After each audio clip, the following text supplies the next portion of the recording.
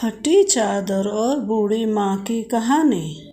हम सब लोग जानते हैं कि ठंड के मौसम में अकेले रहना बहुत ही मुश्किल काम होता है।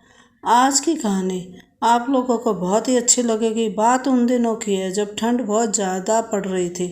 सब लोग अपने कमरों में आराम से सो रहे थे, लेकिन उस ठंड में एक बूढ़ी माँ अपने बेटे के साथ एक फटी चादर में कांप रही थी। उसके पास एक ही चादर था और वो उसका बेटा ही उसे यूज करता था। एक दिन की बात है, उसका बेटा ने पूछा, माँ, कब हम लोग की गरीबी दूर होगी? क्या हम लोग ऐसे ही रहेंगे?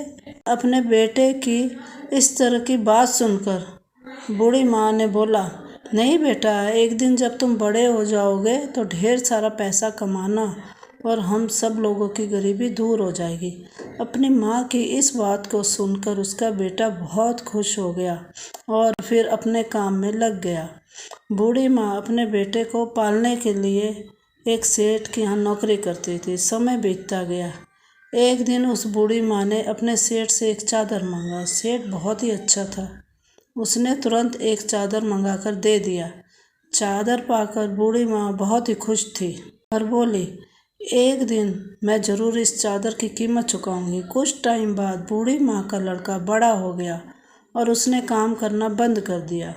कुछ समय बाद उसी सेठ के यहाँ इसके बेटे की नौकरी लग गई, लेकिन बूढ़ी माँ को पता नहीं था। लड़का बहुत अच्छा काम करता था। उसके काम को देखकर सेठ जी ने उसको एक चादर देने की बात कही। सेठ जी की यह बात सुन लड़का बोला, सेठ जी, मैं यह चादर अपनी माँ के हाथों से ही लेना चाहता हूँ। सेठ जी ने कहा, ठीक है। अगले दिन लड़का और सेठ जी उसके घर जा पहुँचे। सेठ को देखते ही उसकी माँ पहचान गई और जब सेठ ने बूढ़ी माँ को चादर दिया तो बूढ़ी माँ ने कहा, सेठ जी, यह चादर मैं नहीं ले सकती। सेठ जी ने पूछा, क्यों? बूढ़ी माँ ने बोला, अभी तो एक चादर उधार है आपका।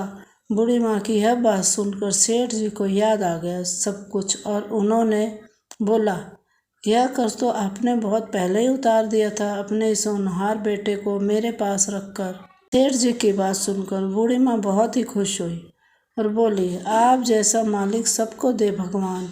इस कहानी से हम लोगों को यह सीख मिलती है कि हम लोग को कभी भी दूसरों के एहसानों को भूलना नहीं चाहिए। अगर कहानी अच्छी लगी हो तो शेयर ज़रूर करें।